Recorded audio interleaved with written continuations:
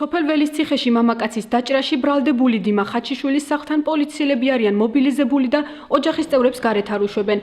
დიმა ხაჩიშვილმა ორთებერვალს სასამართლო დარბაზიდან გაქცევა მოახერხა და მას პოლიცია ეძებს. თელეგრამი რატო იყოვოდა? აბა როგორ მოეფორო მიგებს ეგრე რო. რატო იყავით მე და მელიქიშვილის სახლში წუხა მთელი ღამის განმავლობაში და დღეს რატო ხართ მან? გუშტაღამოდან მოვიდნენ პოლიციელები, გვითხრა შენი ძმა გაიქცა, ანუ სასამართლო დარბაზიდან. და მორიგეობენ აქ იმის გამო, რომ გონიათ, რომ აქ მოვა ჩემი ძმა.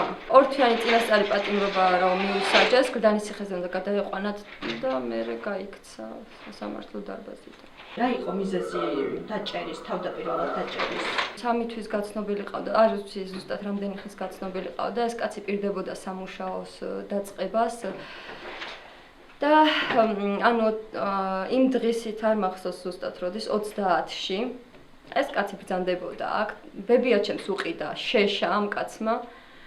საღამო ხანს ჩემს დასთხოვა გაცილება, როგორც მე ვიცი.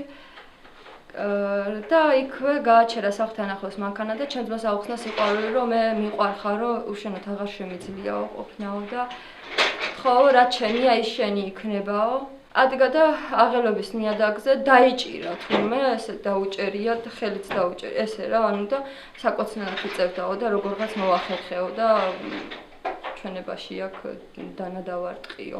ხელს არ მიშვებდა, ხელშიც დავარტყიო და ადგაო და მანქანა დაქოქილი მანქანაში ჩაჭდა და გაიქცა. თქვენ არ გიშვებენ გარეთ? არა.